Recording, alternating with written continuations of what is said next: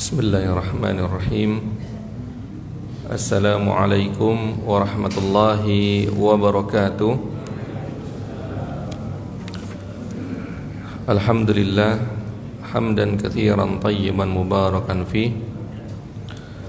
Wassalatu wassalamu ala sayyidina Muhammad imamul muttaqin wa qaidul mujahidin, ballaghar risalah wa nasaha lil ummah wa tarakana ala mahajjatil bayda layluha kanahariha la yazigu anha ila halik amma ba'd. Tibtum wa taba mamsyakum wa tabawwa'tum minal jannati manzila. Bapak-bapak dan ibu-ibu jamaah salat subuh yang dirahmati oleh Allah Subhanahu wa taala. Alhamdulillah, pada kesempatan subuh ini kita masih diberikan kesehatan dari Allah Subhanahu wa taala, diberikan taufiknya sehingga kita dapat melaksanakan ketaatan kita kepada Allah, melaksanakan salat subuh secara berjamaah. Salawat serta salam kita curahkan kepada baginda besar Nabi Muhammad sallallahu alaihi wasallam, yang mana beliaulah yang telah berjuang dengan para sahabat membawa risalah Islam ini sehingga kita pada saat ini dapat menikmati indahnya risalah Islam itu sendiri. Bapak dan ibu-ibu sekalian, kembali kita melanjutkan kajian yang bulan lalu kita sudah membahas berkaitan dengan al-mu'ayanah wal musyahadah, ya. Jadi ketika seorang hamba sudah mendapatkan atau merasakan halawatul iman. Halawah itu artinya manisnya iman, ya. Karena memang setiap individu dari kita itu berbeda-beda hubungannya dengan Allah Subhanahu wa taala, dan ini ranahnya hati, ya. Yang tentunya kalau kita secara zahir kita bisa melihat orang tersebut dari akhlaknya yang terpuji, ya.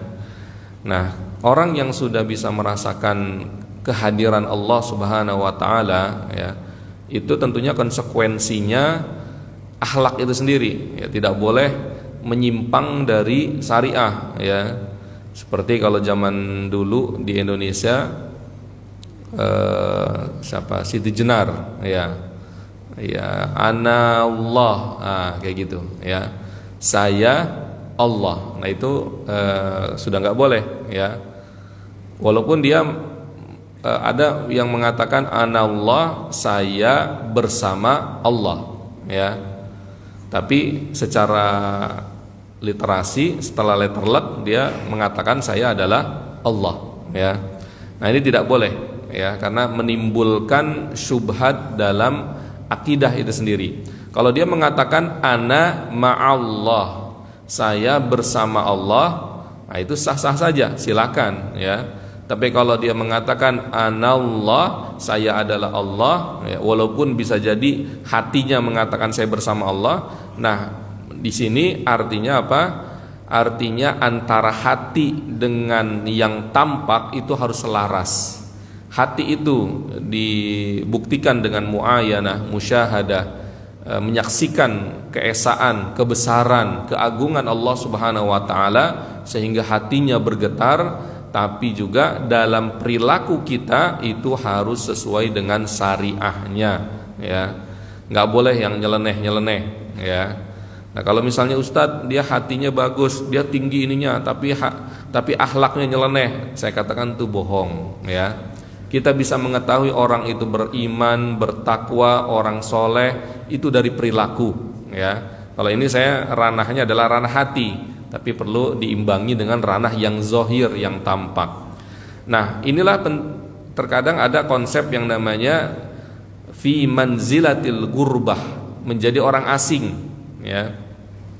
Ketika dia dekat kepada Allah, sementara di sosial masyarakat anggaplah banyak maksiat dan lain-lainnya, ya, sehingga dia merasa asing. Itu konsep gurbah, ya. Atau konsep yang kedua, bahwa seorang mukmin seorang yang bertakwa, dia di dunia ini seakan-akan orang asing, sebagaimana atau selaras dengan apa yang disampaikan oleh Rasulullah sallallahu alaihi wasallam. Kun fid dunya ka'annaka gharib au abiris sabil, ya. Jadilah kamu di dunia ini seperti orang asing, gharib, ya. Au abiris sabil, atau orang yang sedang dalam perjalanan. Kalau Bapak perjalanan ke Bandung, di rest area berapa menit, berapa jam biasanya di rest area? Ada 3 jam di rest area, kelamaan, ya. 1 hari mungkin di rest area, nah, itu nginep namanya. Atau sebulan di rest area, kena ces, ya. Nah, ini ibaratnya kita seperti itu. Tujuan kita adalah Bandung, nah di rest area ya paling maksimal setengah jam lah, ya, istirahat sebentar, ya, nggak sampai 2 hari 3 hari di rest area. Di Bandungnya keburu acaranya udah selesai. Nah, inilah kita di dunia. Kun fid dunya ka'annaka gharib au abiri sabil. Kita di dunia ini hanya orang yang asing atau orang yang sedang dalam perjalanan menuju apa? Akhirat, ya. Tujuan kita adalah akhirat. Makanya ya kita di dunia ini hanya sebatas, ya, sebatas istirahat atau sebatas ke toilet lah bahasanya gitu, ya. Kalau di rest area sebatas beli makanan, ya, nanti jalan lagi, ya, ini, ya. Tapi orang banyak terlena, ya. Terlena apa? Oh, ternyata di rest area ada diskon misalnya, ya, gede-gedean. Oh, ternyata di rest area ada wifi gratis, padahal di Bandung ada wifi di rumah dia, ya. Oh, ternyata di rest area ada ini dan itu, ya, sehingga dia terlena dengan wifi gratis sehari, 2 hari, 3 hari. Kayaknya gara-gara wifi gratis dia 3 hari di rest area, ya. Ini orang seperti apa? Seperti ini, ya, orang nggak bener, ya. Nah, makanya dalam Al-Quran Allah Subhanahu wa Ta'ala menggambarkan tema atau konsep daripada gurbah, kita menjadi orang asing di dunia ini, memang seperti itu. Falau kana minal quruni min qablikum ulu baqiyati yanhauna 'anil fasadi fil ardi illa qalilam mimman anjayna minhum. Jadi orang beriman, orang bertakwa, dari sejarahnya memang mereka itu sedikit demi sedikit, ya. Kalau orang sedikit, orang minoritas di tengah-tengah yang mayoritas, orang asing enggak? Asing, ya. Zaman dulu para nabi mereka adalah minoritas rata-rata. Dari zaman Nabi, misalnya zaman Nabi Adam, karena memang manusia pertama, ya. Anggaplah dari zaman Nabi Nuh, lalu zaman Nabi Ibrahim, lalu zaman Nabi Musa, lalu zaman Nabi Daud, Sulaiman, Nabi Isa, dan nabi-nabi yang lainnya. Bahkan Rasulullah di awal-awal dakwah adalah gurbah, asing, ya. Rasulullah awal-awal menjadi nabi itu ada konsep sholat, tapi sholatnya bukan sholat 5 waktu, ya. Sholatnya di pagi hari dan di petang hari, sebelum datangnya kewajiban sholat 5 waktu, ya. Sudah ada, wudu juga sudah ada. Siti Khadijah atau Rasulullah diajarkan berwudu oleh malaikat Jibril. Lalu Rasulullah mengajarkan Sayyidina Ali, anak angkatnya, lalu mengajarkan istrinya Siti Khadijah berwudu dan sholatnya di Ka'bah. Bayangkan, Ka'bah ketika itu banyak kemaksiatan. Kalau sekarang mungkin judi online lah, ya, pembunuhan, akidah yang nyeleneh, ya, yang tidak baik, bukan tidak baik, emang akidah yang musyrik, ya. Jadi Ka'bah itu ada tempat nongkrongnya orang-orang jahiliyah. Jadi bagaimana Rasulullah dengan keluarganya ketika itu asing di tengah-tengah sosial masyarakat yang bobrok. Para nabi pun seperti itu. Nabi Isa, Nabi Musa di tengah-tengah Fir'aun dan Bani Israel yang nyeleneh juga Bani Israelnya, ya. Belum lagi Nabi Ibrahim yang kaumnya menyembah berhala, beliau asing sendiri. Belum lagi Nabi Nuh alaihissalam menjadi asing ketika membuat kapal bahtera, diledekin sama orang-orang yang lain, itu asing, ya. Nah, berarti konsep asing ini apa gini? Yanhauna 'anil fasad, tipikal sosial masyarakat kita itu potensinya lebih besar kepada kerusakan, al-fasad, ya. Kalau dalam Al-Qur'an sudah dikategorikan al-fasad, berarti ini sudah sifatnya sosial masyarakat, kerusakan bersama. Kalau ada orang maksiat sendiri, yaitu mungkin maksiat secara pribadi. Tapi kalau kategori fasad, kerusakan, itu adalah maksiat yang bersama, ya. Di negeri barat seperti itu juga, kaum-kaum teman-teman atau saudara-saudara kita yang muslim itu merasa asing di tengah apa? Adat istiadat norma barat yang rusak, ya. LGBT dilegalkan, ya, prostitusi dilegalkan, miras, coffee shopnya maksudnya apa coffee shop? Kalau di Indonesia kan coffee shop cafe, ya. Coffee shop tempat ini apa? Ganja, ya, legal, ya. Jadi ruangan tertentu tempat ganja, prostitusi dan lain-lainnya. Jadi siklus kehidupan mereka memang sudah rusak secara sosial, ya.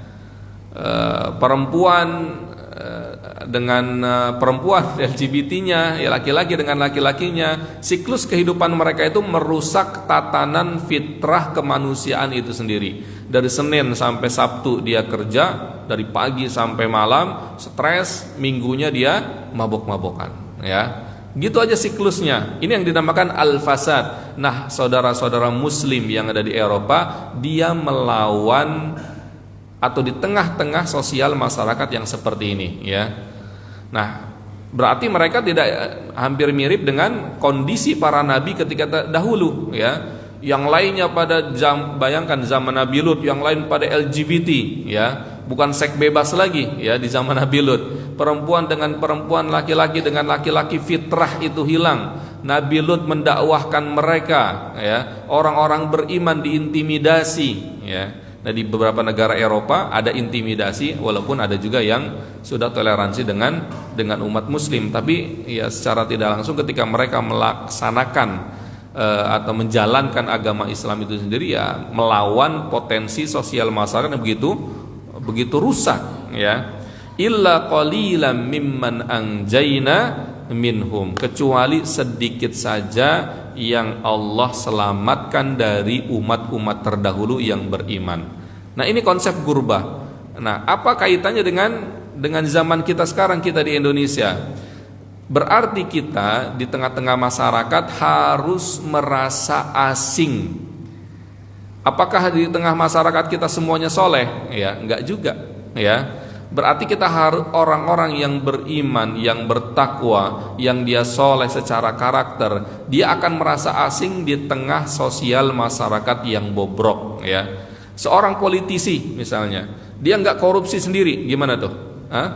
Dimusuhin nggak? Ente nggak seru katanya, ya. Cuman 1 miliar nggak ketahuan, ya. Pengen nggak korupsi sendiri? Karena yang lain apa? Banyak yang korupsi, ya. Gratifikasi, ya. Jadi orang soleh pada zaman sekarang atau di segala zaman, orang yang benar-benar memegang prinsip itu pasti akan merasa gurbah, asing. Nah, itu kaitannya dengan hadis Rasulullah, ya. Kun fid dunya ka'annaka gharib, ya. Karena dunia ini memang potensinya adalah mengajak manusia kepada atau menyelewengkan manusia kepada ketaatan kepada Allah Subhanahu wa taala. Bada al-islamu ghariban. Nah, ini kata Rasulullah, wa sayaudu ghariban kama bada fatuba lil ghuraba, ya. Nah, ini hadis masyhur, ya.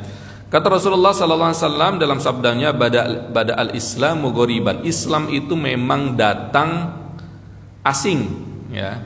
Bagaimana tidak asing? Saya mengatakan tadi, saya sudah isyaratkan adat istiadat yang jahiliyah di zaman Rasulullah. Anak perempuan dikubur hidup-hidup, saling membunuh antara kabilah, kemusyrikan, apalagi seks bebas sudah ada juga zaman dulu, ya. Cuman LGBT, nah ini, ya, LGBT nggak ada, ya. Yang saya tahu jahiliyah di zaman Rasulullah itu LGBT nggak ada. Nah, zaman kita LGBT ada nggak?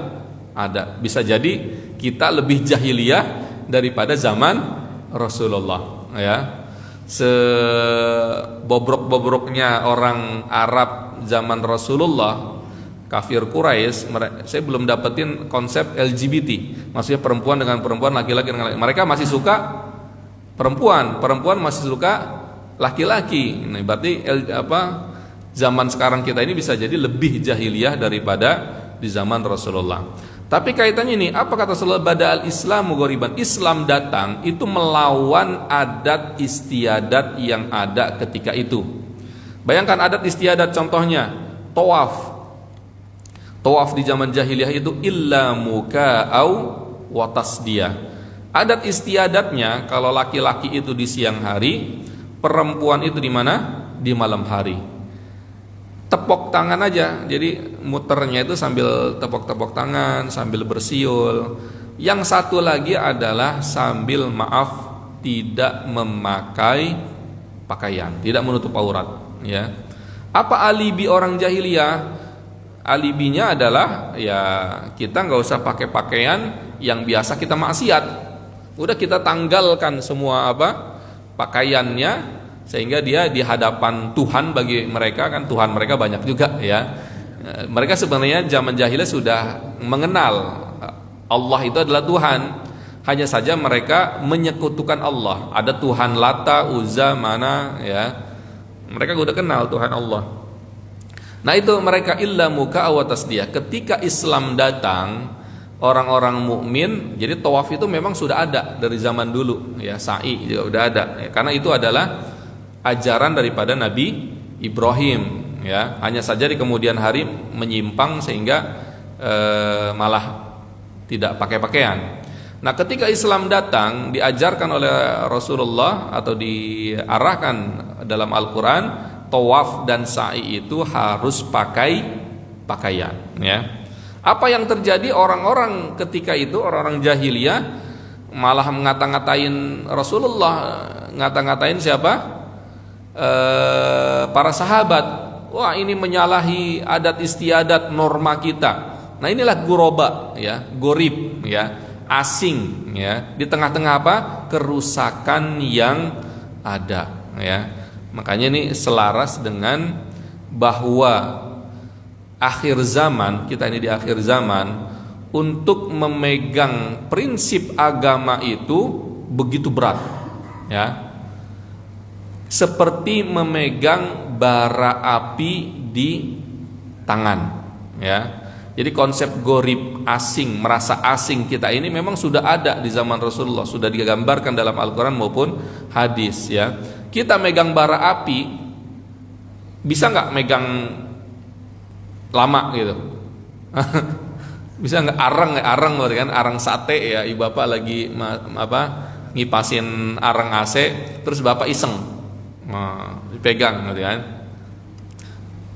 Pengennya lama, tapi saking panas terkadang refleks gimana? Kebuang, ya.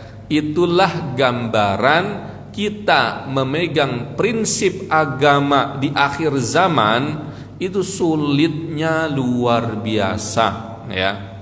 Apalagi sebelum ini, kaitannya dengan jadi zaman dulu, zaman sekarang dan zaman yang akan datang, konsep gurbah ini memang itu tadi sulit, ya. Belum lagi ketika Dajjal datang, ya, itu sudah terkondisikan rusaknya sosial masyarakat, ya. Zaman sekarang aja anak-anak kecil sudah kena virus Korea, ya. Kemana-mana lagu-lagu Korea yang siapa tuh, apace, ya. Saya datang, anak saya apace, ini dari mana ente dapat nih, kata saya. Jangan, kata saya, ya. Jadi di mana-mana apace, ya. Nah, ini anak muda kita, generasi Z, cucu bapak, ya. Nah, dunia sekarang ya memang seperti zaman, belum lagi dengan artificial intelligence-nya, dengan teknologi yang begitu luar biasa itu. Walaupun kita tidak pungkiri segala teknologi pasti ada kemaslahatannya, tapi kita tidak pungkiri juga pasti ada madaratnya. Artificial intelligence itu membuat orang malas mikir, semua serba instan. Zaman bapak disuruh ngerjain matematika, ya bapak mikir dari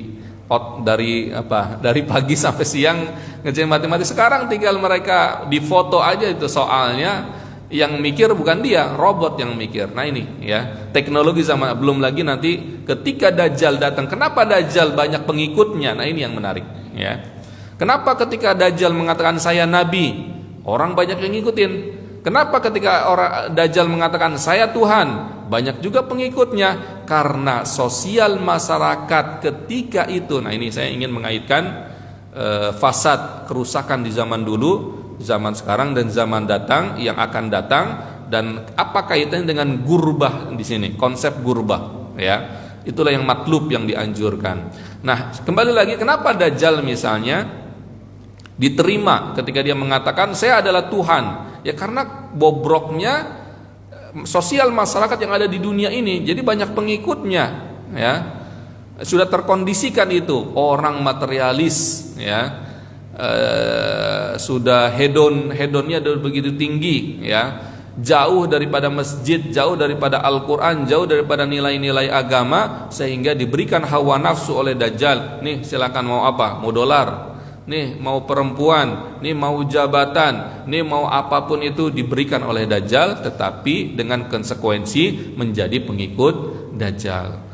Badal Islamu ghariban wa sayaudu qariban kama bada. Nah ini ya. Nah ini yang diriwayatkan, ini selaras berarti ketika Islam itu datang secara asing ya. Nilai-nilai Islam datang asing kan, melawan adat istiadat norma jahiliyahan. Nah di sini kalau dalam ilmu peradaban memang untuk merubah peradaban itu perlu waktu. Rasulullah saja untuk merubah adat jahiliyah berapa tahun Rasulullah? 23 tahun, 13 tahun di Mekah, 10 tahun di Madinah. Ini 23 tahun untuk merubah peradaban jahiliyah menuju peradaban Islam. Wa sayaudu ghariban kama bada. Dan di akhir zaman nanti Islam itu akan menjadi gurbah lagi, asing. Orang sholat 5 waktu, orang apalagi menjadi soleh, orang tidak korupsi. Ini nggak seru katanya ya. Orang nggak ngambil apalagi yang biasa nih ya. Orang nggak bisa musik, orang nggak gaul misalnya. Gaul emang penting ya, maksudnya kemaksiatan ya. Nggak seru. Jadi kemaksiatan itu sudah menjadi lumrah di akhir zaman. Apa kata Rasulullah? Fatuba lil ghuraba. Ya. Beruntunglah untuk orang-orang yang merasa asing itu ya. Siapa itu yang merasa asing? Yang memegang prinsip-prinsip agama walaupun di tengah-tengah masyarakat itu sedang bobrok-bobroknya. Contoh saja, Bapak lagi ngantor ya. Ketika sholat zuhur, Bapak ke masjid, ke musola kantor. Yang lain pada apa? Main game lah atau ngobrol lah, dia sholatnya ditunda. Bahkan ada yang nggak sholat bisa jadi ya. Atau ketika sholat asar, azan, Bapak ke musola sendiri ya, yang lain pada di kantor. Bapak asing nggak? Asing dari teman-teman kantor itu ya. Apalagi terkadang dirasakan kalau orang-orang pegawai ya, yang teman-temannya masih nyantai, Bapak wah ini ustadz tuh katanya ya. Ya, padahal ingin berusaha menjadi orang yang baik. Alladzina yaziduna idza naqasan nas ya. Nah ini ya, al-ghuraba itu apa? Ditanyakan kepada Rasul, ya Rasulullah, ghuraba itu apa? Kalau kita kategorinya ghuraba itu apa tadi? Asing. Tapi ditanyakan kepada Rasulullah, qala alladzina yaziduna idza naqasan nas, yang mereka semakin bertambah keimanannya idza naqasan nas, ketika manusia itu kurang keimanannya, banyak kemaksiatan. Nah inilah yang dinamakan konsep dakwah itu sendiri. Ketika kita merasa asing, jadi kita jangan sampai merasa sombong juga ya. Oh saya nih orang asing nih ya, maksudnya saya lebih soleh daripada yang lain. Jangan merasa sombong juga. Tapi inilah yang dinamakan lahan dakwah itu sendiri ya. Al-farraruna bidinihim yajtami'una ila Isa ibn Maryam yaumal qiyamah ya. badal Islam alladzina yuhyawna sunnati wa yuallimunaha annas. Bahkan dalam hadis yang lain, mereka itulah yang menghidupkan sunnahku wa yuallimunaha annas, dan mengajarkan kepada manusia. Apa itu maksud daripada sunnah Rasulullah? Artinya adalah ajaran-ajaran Rasulullah sallallahu alaihi wasallam, ya. Ya, sunnah Rasulullah sekarang sudah banyak yang ditinggalkan, ya, baik dari kehidupan, baik dari ibadah, ya, sholat sunnah, puasa sunnah, apalagi akhlak yang terpuji dan lain-lain, ya. Anwa'ul gurbah. Nah, ini di sini dikatakan ternyata asing itu ada beberapa itemnya. Yang pertama adalah di sini dikatakan gurbatu ahlillahi wa ahli sunnati rasulillah baina hadzal khalq wa hadzal gurba allati madaha Rasulullah. Yang pertama ini adalah asing secara prinsip, ya. Yang dimaksudkan oleh Allah dan Rasulnya, bada'a ghoriban sayaudu ghoriban, dia gurbah asing karena dia mengikuti arahan Allah dan Rasulnya, ya. Dari segala zaman, dari zaman dulu para nabi dengan pengikutnya asing di mata siapa? Kaumnya yang melakukan kemaksiatan-kemaksiatan. Di zaman Rasulullah dengan para sahabat awal-awal itu asing, ya, di hadapan siapa? Kerusakan sosial masyarakat. Di zaman kita pun seperti itu, orang-orang soleh, orang-orang yang beriman akan asing, ya. Mungkin kita di sosial masyarakat ada, ya, yang item-item yang membuat kita asing di hadapan orang yang lain. Coba kalau misalnya di politisi, ya, politisi itu kan dominan dengan suap menyuap, dengan jual beli suara, ya. Tapi ada yang jujur-jujur saja. Nah, ini asing, ya. Apalagi sogok menyogok dan lain-lain, ya. Ekonomi, ya. Bahkan di beberapa kantor-kantor terkadang korupsi atau sogok-sogokan ada juga, ya. Nah, ini, ya. Ini yang pertama, ya. Yang kedua adalah an-nautsani minal gurbah madhmuma wa hiya gurbah ahlil batil wa ahlil fujur baina ahlil haq fahiya gurbah baina hizbillahil muflihin. Ternyata memang gurbah itu atau merasa asing itu di dua sisi, ya. Dalam kehidupan kita di dunia ini, kalau kita tidak menjadi baik, menjadi orang yang berusaha menjadi orang yang soleh, pasti kita akan terbawa dengan arus menjadi orang-orang yang tidak baik. Nah, orang-orang yang tidak baik itu pasti merasa asing di hadapan siapa? Orang-orang yang baik, ya.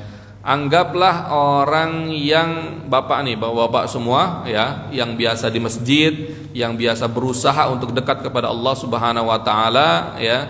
Tahu-tahu melakukan perjalanan, misalnya rihlah ke Bogor, ya. Dalam satu bis tersebut ternyata ada satu orang yang ikut, ya, tapi dia bukan ahli masjid, ya. Ketika bapak, ayo kita doa melakukan perjalanan, ya. Oh, dia merasa asing, ya. Mungkin dia ngerokok, mungkin, ya. Dia ngerokok, mungkin dia sambil nyantai, ya, dan lain-lain. Ketika bapak lagi sholat zuhur, sholat asar, bapak jamak qashar di masjid tertentu, dia masih di masjid, asing sendiri. Nah, ini tipikal bahwa dalam kehidupan kita, ketika kita terkadang asing di hadapan orang-orang yang melakukan kebatilan, ya, begitu juga yang kedua, orang-orang yang melakukan kebatilan, dia akan merasa asing di tengah komunitas sosial yang baik. Nah, ini tersirat pentingnya kita mencari komunitas yang soleh, ya, komunitas Quran, komunitas masjid dan lain-lain. An-nau'u tsalits gurbah mushtarakah la tuhmat wa la tudzam, ya. Kalau ini sifatnya yang ketiga adalah gurbah bukan secara keimanan, ya. Kalau ini gurbah merasa asing dari yang konsep asing dari tempat, ya. Misalnya bapak orang Jakarta tapi tinggalnya di Aceh. Bapak orang Aceh tapi tinggalnya di Kalimantan. Nah, ini merasa asing hanya sekedar daerah saja, ya. Nah, ini juga yang pernah dirasakan oleh Rasulullah sallallahu alaihi wasallam. Rasulullah orang Mekah tapi pindah atau hijrah ke Madinah, ya. Nah, ini keluar dari tanah air atau tanah kelahiran daripada kita sendiri. Nah, ini gurbah yang ketiga, itu tidak hanya pertengahan, ya. Di sini disampaikan tidak hanya pertengahan. Ad-darajatul ula atau ad-darajah tsaniyah gurbatul hal. Ad-darajatul tsaniyah gurbatul hal wa hadza minal ghuraba alladhi tuba lahum wa huwa rajulun shalih. Jadi tingkatan asing itu yang pertama memang asing secara tanah air. Ketika Bapak hijrah misalnya dari tanah air Bapak Indonesia, lalu Bapak hijrah ke Jepang, tinggal di Jepang. Nah, ini hanya gurbah secara adat istiadat saja, sebagaimana Rasulullah dulu hijrah dari Mekah ke Madinah. Yang kedua adalah gurbatul hal, asing secara keadaan atau kondisi. Wa hadza minal ghuraba alladzi tuba lahum wa huwa rajulun shalih fi zamanin fasid. Nah, ini yang tadi saya sampaikan. Jadi level yang kedua daripada asing itu adalah gurbatul hal. Ketika kondisi sosial masyarakat rusak dan kita berusaha untuk soleh, berusaha untuk menjadi orang baik, disitulah kita gurbatul hal yang dimaksudkan oleh Rasulullah, kun goriban au abiri sabil, ya. Jadi terkadang kita dapati, ya, tadi kalau politisi semua pada korupsi, dia tidak korupsi. Kalau dia jadi Pak RT, Pak RW, yang lain dapat gratis, baru-baru pemilu pilkada kita, ya. Kalau kebetulan mohon izin, ya, kalau ada Pak RT, Pak RW dapat gratifikasi dari paslon, ya, ada di duta Pak RT, Pak RW-nya nggak mau ngambil gratifikasi. Padahal ya udah biasa aja, RT yang RW lain dapat kok, ya. Nah, ini gambaran, ya. Ternyata sulit, ya. Ad-darajatul tsalitsah gurbatul himmah. Nah, ini derajat yang ketiga, level ketiga adalah gurbatul himmah, merasa asing secara obsesi. Wahia gurbatu talabil haq, wahia gurbatul arif li'anna al-arifa fi syahidihi gharib wa mashubu fi syahidi gharib wa mawjudu la yahmilu ilmun au yudhiru wajdun. Jadi tingkatan ketiga ini tingkatan asing secara purna, saya katakan, ya. Kenapa dia asing? Ketika dia mengingat Allah Subhanahu wa taala, selalu mengingat Allah, ya. Tetapi yang lain pada bercanda, ya. Bercanda tidak apa-apa, ya, tapi berarti dia level dia ini lebih tinggi, ya. Contoh kecil, ya, orang seperti misalnya Salahuddin Al-Ayyubi, ya. Salahuddin Al-Ayyubi sebelum dia bisa membebaskan Palestina ketika pada masanya, memang Salahuddin Al-Ayyubi dididik dalam tasawuf, ya. Tasawuf itu, ya, pernah saya sampaikan, tazkiyatun nafs, riyadhah. Pernah ditanyakan kepada Salahuddin, kenapa kamu nggak pernah tersenyum, ya? Kenapa? Gimana saya pengen tersenyum sedangkan Palestina belum merdeka ketika itu, ya. Nah, ini kategori daripada gurbatul himmah, asing secara tekad atau obsesi, ya. Ada misalnya orang yang mempunyai obsesi di Palestina sana, para mujahid, bahaya Yahya Sinwar mujahid yang baru-baru ini syahid, ya. Beliau kan jarang senyum tuh, ya. Kenapa jarang senyum? Karena obsesinya beda dengan orang-orang yang lain. Atau yang lain lagi, contohnya di Indonesia. Ada di Indonesia, dia seorang ustadz atau seorang aktivis kepalestinaan yang dia tidak mau men-share, ya, momentum kebahagiaan dia di media sosial. Kenapa? Untuk simpati, empati yang ada di Palestina sana. Di Palestina misalnya sedang kelaparan, orang-orang pada dibunuhin, jadi dia malu untuk meng-share hal-hal yang bahagia, ya. Padahal muslim-muslim yang lainnya biasa aja, ya. Pada nge-share lagi makan duren, ya, lagi makan bakso, ya. Walaupun muslim yang makan bakso, makan durian tadi tahu di Palestina lagi dibantain, tapi inilah gurbah tadi ya. Jadi level yang di atas sedikit ya. Orang muslim, orang mukmin pada biasanya masih seperti ini, tapi dia lebih lagi di atasnya. Orang pada bercanda, dia diam, dia lagi zikir, lagi ingat Allah Subhanahu wa taala. Apalagi orang pada baca Quran biasa saja, dia sambil tadabur, sambil nangis dan lain-lainnya ya. Jadi dia punya pandangan lebih jauh daripada orang mukmin biasanya. Ini dinamakan gurbatul himmah atau gurbatul arif ya, al-arifina billah. Jadi arifin ini kalau bahasa yang lain ma'rifah ya. Kalau orang yang sudah ma'rifah kepada Allah Subhanahu wa taala, wa ahyiha bi ma'rifatik wa amitha 'ala syahadati fisabilik ya. Jadi hidup dalam ma'rifah Allah Subhanahu wa taala, semuanya itu Allah, Allah dan Allah. Terkadang orang mukmin biasa terkadang ingat Allah, terkadang ingat apa? Enggak ingat Allah ya, pertengahan. Tapi kalau al-arifina billah ya, dia rata-rata ingat Allah terus ya. Mungkin ya tidak ingat Allahnya sedikit lah ininya. Nah, ini al-arifina atau darajat tsalitsa gurbatul himmah. Intinya bahkan dia pun di tengah-tengah orang beriman itu asing ya perilaku. Tapi jangan sampai kita tadi yang saya sampaikan, ada namanya wali majdzub ya. Konsep-konsep di luar sana ini nggak benar ya. Ini wali nih kan, ini wali, tapi akhlaknya gimana?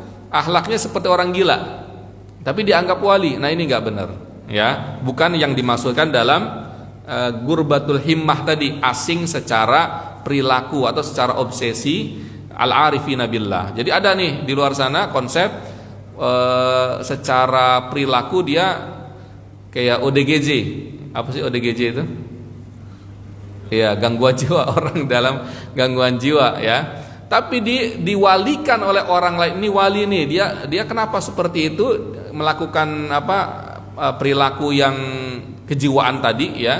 Tapi diwalikan sama orang lain, ini dia lagi sedang merasakan apalah gitu, batin yang enak, yang tinggi. Ini saya katakan tidak benar ya. Apakah itu yang dimasukkan dengan gurbah asing daripada orang-orang beriman yang ada? Saya katakan tidak ya. Prinsipnya, rumusnya adalah asing itu tidak menyalahi syariat yang sifatnya zahir ya. Syariat mengatakan apa? Ya rapih baju, ya syariat rapih bersih ya. Kalau tindak tanduk ya harus kalem ya, nggak sampai seperti ODGJ. Oh, ini dia lagi ada makrifah nih, itu enggak ya. Jadi itu udah mulai lebay, nggak boleh ya. Jadi gurbatul himmah tadi ya, yang dimaksudkan ketika orang yang justru akan lebih khusyuk ya, justru seperti yang tadi saya contohkan tadi, seperti Salahuddin Al-Ayyubi ya, yang ketika orang pada bisa senyum, bisa ketawa, tapi dia nggak mau senyum, nggak mau ketawa ya. Kenapa? Karena dia masih obsesi dia, gimana saya senyum ya, gimana saya makan kenyang, sedangkan Palestina masih belum merdeka. Nah ini ya, jadi konsep wali majdzub itu saya nggak setuju ya. Karena ini gurbah harus dibarengi dengan syariah ya. Gurbatul arif gurbatul gurbah. Fa gurbatul arif gurbatul gurbah walau al insan baina abna'i jinsihi ghoriban. Nah ini ya, jadi ditekankan lagi bahwa gurbatul arifin, orang-orang yang asing di antara orang-orang beriman pun ya, tapi tidak menyalahi syariah yang ada. Tidak ada tuh konsep wali madzhub dan lainnya ya. Bahkan Syekh Siti Jenar ya, itu pun debatable di kalangan para ulama, tapi saya menguatkan pendapat bahwa Syekh Siti Jenar itu sudah menyeleweng ya. Kenapa? Ya dia tidak sesuai dengan syariahnya ya. Kalau misalnya ada yang mengatakan saya ini sudah masuk dalam kategori gurbatul arifin, merasa asing dari antara orang-orang beriman pun di atasnya lagi, sah-sah saja. Tapi apa ininya ya, seperti Umar bin Khattab, seperti Salahuddin Al-Ayyubi, jangan sampai mengatakan saya nggak sholat di masjid, tapi saya sholatnya di mana? Di Ka'bah. Nah, gimana caranya ya? Padahal di rumahnya di tinggalnya di duta. Bolehlah dia mengatakan saya sholatnya di Ka'bah, ya dia lagi memang umroh, ya itu nggak apa-apa ya. Tapi misalnya rumahnya di duta RT 1 ya, kenapa ente nggak ke masjid? Saya sholatnya di sana ya, dalam kamar ya, tapi saya nyambung ke Ka'bah. Nah, ini sudah nyeleneh ya. Jadi ingin saya katakan, semakin orang naik tingkatannya, tadi kan yang pertama gurbatul apa? Gurbatul waton, asing secara tempat saja, adat istiadat ya, seperti Rasulullah dari Mekah tapi asing atau pindah dari tanah air ke Madinah sampai meninggal beliau di Madinah. Yang kedua adalah gurbatul fasad tadi, orang-orang beriman di tengah sosial masyarakat yang bobrok, ada korupsi dia tidak korupsi, ada yang maksiat dia tidak maksiat, orang-orang pada LGBT dia tidak LGBT ya, orang-orang pada judi online dia malah patungan beli sejadah masjid contohnya ya, dia begini ini. Nah yang ketiga ini adalah sebenarnya ada konsep ini, dia asing di tengah orang-orang beriman, berarti tingkatan dia lebih beriman daripada orang-orang yang beriman ya. Contoh yang lain Nabi Ibrahim, kenapa Nabi Ibrahim berdoa waja'alna imaman lil muttaqin ya, ya Allah jadikanlah saya imam pemimpin daripada orang-orang yang bertakwa. Berarti dalam keimanan pun kita diarahkan untuk fastabiqul khairat ya, berlomba-lomba dalam keimanan. Enggak cukup kita beriman saja, tapi kita harus menjadi imamnya, pemimpin daripada orang-orang beriman. Yang paling beriman daripada orang-orang yang beriman itulah yang dinamakan gurbatul arifin ya. Tapi ingin saya garis bawahi, jangan sampai menyeleneh dengan konsep-konsep yang ada sekarang, wali madzhub, wali apalah ya, orang ODGJ tetapi diwali-walikan, itu enggak ya, saya enggak setuju ya. Nah yang terakhir ya, ternyata ada lagi ya, tahapan pertama asing secara tempat ya, itu yang dasar. Yang kedua asing secara hal, keadaan, orang pada judi online dia nggak judi online, orang korupsi dia tidak korupsi, orang dapat gratifikasi dari paslon. Ada yang dapat di sini? Hah? Nah kalau dapat bagi-bagi gitu ya. Baru kapan? Baru 2 minggu yang lalu ya, 2 minggu lalu pilkada ya. Gurbatul hal. Yang ketiga adalah gurbatul himmah al-arifin ya. Nah yang keempat ternyata ada al-gharq. Nah ini konsep daripada Ibnul Qayyim, Syekh Ibnul Qayyim. Jadi memang Syekh Ibnul Qayyim ini memang terkenal dengan tazkiyatun nafsnya ya.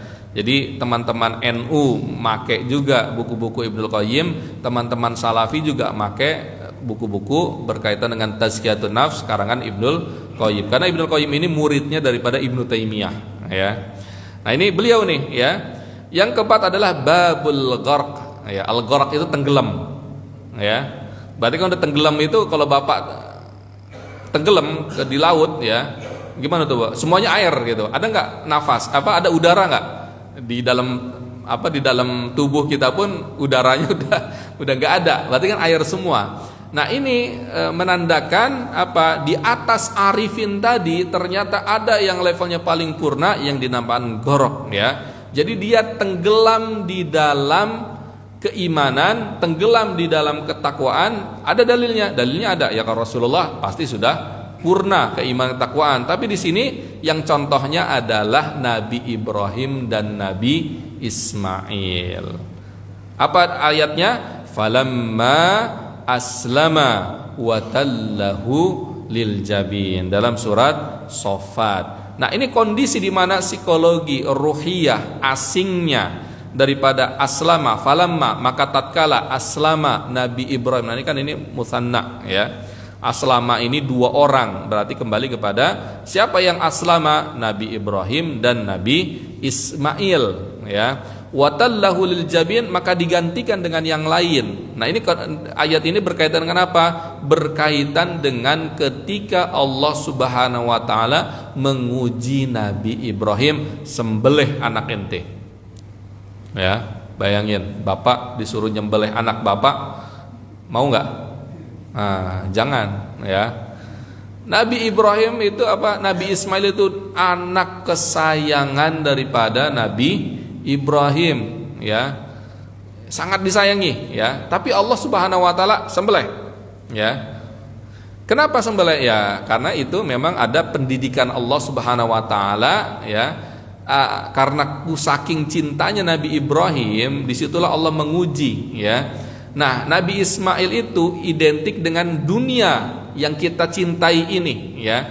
Jadi kecintaan dari ayat ini, peristiwa Nabi Ibrahim, kecintaan kepada Allah itu harus menjadi prioritas kita daripada cinta kita kepada dunia ini. Cinta dunia ini, apapun yang ada di dunia ini, jangan sampai melupakan kita kepada cintanya kepada Allah. Nah, Nabi Ibrahim yang pernah diuji, ya, dan beliau pun tapi lulus. Apa dalilnya? Ini, ya. Ketika Nabi Ibrahim itu beratnya luar biasa. Nabi Ismail sudah di pangkuan daripada Nabi Ibrahim, pengen disembelih. Maksudnya yang disembelih itu apa? Rasa cintanya. Walaupun secara fisik sudah siap juga. Ya, kalau kita golok mungkin kan, sudah pengen disembelih ini Nabi Ismail, ya. Berarti kan rasa cinta, melawan rasa cinta. Nah, ketika di aslama, sudah berserah diri, ya, kepada Allah, karena ini perintah Allah Subhanahu wa taala, dan Allah lebih saya cintai daripada anak ini, yaitu Nabi Ismail. Disitulah watallahu lil jabin, kebal apa? Kebal bacok, intinya gitu. Ketika sudah di Nabi Ibrahim pun seperti ini, ya. Ketika pengen disembelih ternyata enggak berdarah. Kebal bacok kata orang Banten, ya. Kata orang Betawi apa? Kebal apa? Ya. Ternyata apa? Ternyata hai Ibrahim, ya, kamu lulus ujian, ternyata di depan sana ada domba. Jangan bunuh anak jangan sembelih anak kamu, itu sembelih domba aja, ya. Nah, ini awal muasal daripada pensyariatan kurban, ya. Apa yang kita korbankan? Nah, ini, ya, tingkatan yang keempat kok yang kita korbankan adalah syahwat duniawi kita. Kecintaan kita berlebih kepada dunia. Dunia ini apa? Ya harta, ya anak kita, ya istri kita, ya jabatan kita. Itulah dunia itu. Harus kita sembelih, kita korbankan. Dikorbankan dengan apa? Kecintaan kita kepada Allah Subhanahu wa taala. Inilah yang dimaksudkan al-gharqu. Kita tenggelam ke dalam nikmatnya iman, nikmatnya berserah diri kepada Allah. Semuanya Allah, Allah dan Allah, ya. Nah, kalau level seperti ini bisa nggak kita? Bisa, tapi proses, ya. Ya minimal kita level yang kedua dulu tuh, ya. Gurbatul hal, asing secara kondisi. Ketika ada orang yang korupsi, ya kita nggak korupsi, ya. Ketika orang jadi mafia pemilu, ya saya dengar kalau pemilu itu Pak RT, Pak RW, Pak Camat, terkadang ada oknum, ya, jadi mafia, ya, wani piro, ya. Paslon ini di apa sih namanya, dipalak, ya dari partai ini dipalak sama dia, partai dipalak sama dia, ya. Jadi kayak Idul Fitri bagi orang-orang tertentu, ya. Ini oknum, ya, bukan di duta, ya, nggak tahu di mana, ya. Nah, itu minimal itu kita gurbatul hal, ya. Ketika orang tidak taat kepada Allah, kita taat. Ketika orang tidak pergi ke masjid, kita salat subuh, hujan-hujanan, masya Allah, ya. Mudah-mudahan kita istiqomah sampai akhir hayat. Amin ya robbal alamin. Ketika orang-orang masa pensiunnya masih sibuk dengan duniawinya, kita dekat ke masjid, ya, di duta. Alhamdulillah, mudah-mudahan kita istiqomah sampai akhir hayat, ya. Ketika orang-orang, terkadang saya dapetin, ya, orang udah 60-70 tahun secara harta sudah cukup lah buat sampai cucu gitu kan. Tapi masih karena sudah kebiasaan dari budanya dia, ya bisnis nggak dilarang, ya. Tapi kalau sudah tua 70 tahun masih waktunya semuanya di bisnis, ya minimal ya 10% 20% ke masjid lah, ya, belajar tahsin, ya, dengar kajian dan lain-lain. Tapi ini enggak gitu, ini, ya. Jadi gurbatul hal tadi, bagaimana kita mensolehkan diri kita pribadi ketika sosial masyarakat itu bobrok, minimal itu, ya. Ya minimal anak-anak kita, cucu-cucu kita nggak apate itu, ya, apa namanya, apate, ya. Kita ajarin mereka, jangan sampai anaknya apate, bapaknya, kakeknya ikut-ikutan. Ini apa ini, ya. Nah, ini dunia. Saya katakan tarikan dunia itu begitu luar biasa. Fala tagurrannakumul hayatud dunya wala yagurrannakum billahil gharur. Kalau yang kedua sudah bisa, baru bapak sedikit-sedikit atau kita semua dikit-dikit ke yang ketiga. Kalau ketiga sudah bisa, baru dikit-dikit seperti Nabi Ibrahim dan Nabi Ismail ya. Taib, ini konsep gurbah ya. Konsep gurbah ini sejak zaman dulu, zaman Nabi Muhammad, zaman sekarang dan sampai akhir zaman akan tetap ada ya. Kita sebagai orang beriman harus merasa asing di tengah-tengah kebobrokan masyarakat yang ada. Berarti ada tanggung jawab dakwah ya. Tanggung jawab merubah itu semua sesuai dengan kapasitas kita masing-masing. Tapi ahlan wasalan, kalau yang dipertanyakan konsep gurbah ini, ya silakan Bapak.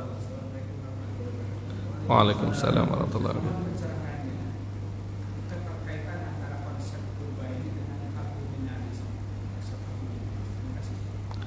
Ada yang lain? Silakan. Tidak ada? Ya. Apa kaitannya konsep gurbah ini dengan hablum minan nas? Ya. Kalau kaitan dengan hablum minan nas, tadi konsep gurbah yang pertama yang dimaksudkan oleh Syekh Ibnul Qayyim di sini. Yang pertama itu kan gurbah secara tempat. Ya, gurbah secara tempat. Adat istiadat beda. Bapak misalnya orang Bekasi, ya. Orang Bekasi adat istiadatnya seperti ini dan seperti itu. Ternyata bapak tinggal di Sulawesi, ya, tinggal Sulawesi konflik langsung keras gitu kan, beda adat istiadat ya. Nah ini berbeda secara adat istiadat tadi manusia ya, karena beda manusia, beda kapasitas juga. Bapak ketika misalnya bergaul dengan para akademisi, ya bapak berarti kan harus logis. Tapi kalau bapak bergaul dengan orang yang di pedalaman, ya harus logis nggak? Nggak usah, kasih aja tuh roti atau kasih beras, logis bagi mereka. Ya logisnya mereka adalah perut, ya. Tapi bagi cendekiawan, bagi akademisi, logisnya mereka apa? Jurnalnya ente, ya. Jadi setiap, makanya kata ada peribahasa amilin nas biqadri uqulihim. Kita berinteraksi dengan manusia sesuai dengan akal mereka, ya. Kalau nggak seperti itu, ya kita tidak bisa adaptasi, ya. Inilah makna gurbah, di mana langit dituju, dijunjung, terus apa? Disitulah, air di mata. Ini peribahasa orang tua gitu. Jadi Bapak ya, jadi konsep gurbah tadi ada juga kaitannya dengan konsep ilmu sosial itu sendiri. Jadi dia merasa asing di hadapan adat istiadat yang lain itu, Bapak ya. Yang lain silakan. Tidak ada, ya. Tapi ini mungkin yang bisa saya sampaikan, ya mudah-mudahan kita minimal kita bisa yang kedua tadi ya, gurbatul hal, asing ketika orang-orang lain maksiat, orang-orang lain tidak baik, kita berusaha untuk menjadi baik ya. Kalau kita ketiga, alhamdulillah. Kalau keempat, lebih baik lagi. Mudah-mudahan kita bisa istiqomah sampai akhir hayat kita ya, dan sehingga kita mendapatkan husnul khatimah. Jazakumullah khairan. Kurang lebihnya mohon maaf. Billahi taufiq wal hidayah. Wassalamualaikum warahmatullahi wabarakatuh. Assalamualaikum warahmatullahi wabarakatuh. Sudah soruk? Atau belum? Udah ya? Udah masuk ya?